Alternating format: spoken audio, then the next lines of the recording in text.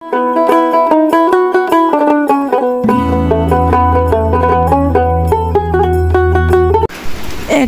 পা করে কখন যে সম্পর্কে 13 বছরে পা দিয়ে ফেললাম বুঝতে পারলাম না। সম্পর্কটা ছিল অনেকটা দূরত্বের সমকক্ষ, হয়তো বয়সের অনেক দূরত্বটা ছিল কিংবা সম্পর্কের টানাপোড়েন ছিল, তবে কখন যে তার মাঝে সৌন্দর্য, ভালোবাসা, সমৃদ্ধি সব কিছু বিদ্যমান হয়ে গেল তা মনের অজান্তেই। একটা সম্পর্ক যখন মা বাবা জোড়া লেগে দেয় তখন হয়তো সেটা আমাদের কাছে বোঝা মনে হয় যে অনেক ডিফারেন্স, জানা নেই শোনা নেই। এঙ্গেজমেন্ট কিন্তু লাভ ম্যারেজের চেয়ে এঙ্গেজ ম্যারেজ অনেক ভালো, যেটা হয়তো আমি বর্তমানে বিশ্বাস করি।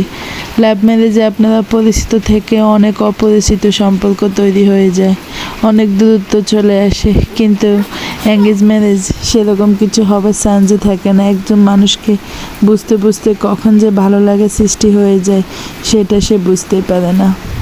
আর আজকে সেটাই, আজকে আমার জামাইয়ের ম্যারেজ ডে, বুঝতে পারতেছেন তো, জামাইয়ের সাথে বউ জড়িত থাকে। আর সেই কারণে জামাইয়ের জন্য হালকা কিছু খাবার দাবার বানালাম। অনেক কর্মব্যস্ত এই জীবনের মাঝে হয়তো নিজেদেরকে নিজেরা সময় দিতে হয়। এই সময়টা অন্য কেউ বাইর করে দিবে সেটা হয়তো কখনো সম্ভব না, তারপরেও নিজেরা নিজেদের মতো করে গুছিয়ে সুন্দরভাবে সাজিয়ে গুছিয়ে সুন্দর একটা সময় বিদ্যমান রাখতে হয়, তাহলে হয়তো জীবনটা অনেক সহজ ও সুন্দর হয়। সেই দিক থেকে বলতে গেলে আলহামদুলিল্লাহ, আল্লাহর রহমতে এখন পর্যন্ত ভালো আছি। হ্যাঁ, হয়তো অনেক কষ্ট দুঃখ অনেক কিছু পার করেছি এই 13 বছরে, অনেক কিছু মধ্যে দিয়ে নিজেকে প্রতিস্থাপন করতে হয়েছে। অনেক মানুষ চিনেছি, অনেক অজানা কথা জেনেছি, অনেক কষ্ট পেয়েছি, কিন্তু তারপরেও আলহামদুলিল্লাহ আল্লাহ যেভাবে রেখেছে মৃত্যুর আগ পর্যন্ত যেন সেভাবে থাকতে পারি এটুকু কামনা করি।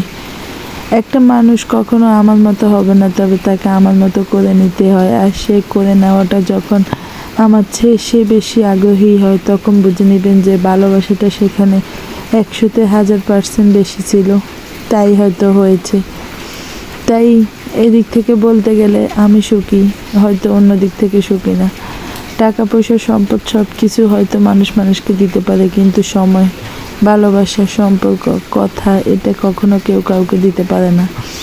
এটা আপনি টাকা দিয়ে কখনো কিনতেও পারবেন না।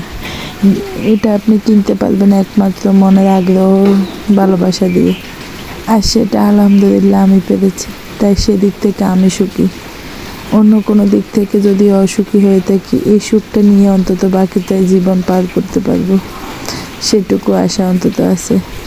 আল্লাহ হাফেজ। ভালো লাগলো পুরো ভিডিওটা দেখবেন আর সুন্দর একটা গঠনমূলক কমেন্ট করবেন, আমাদের জন্য দোয়া করবেন।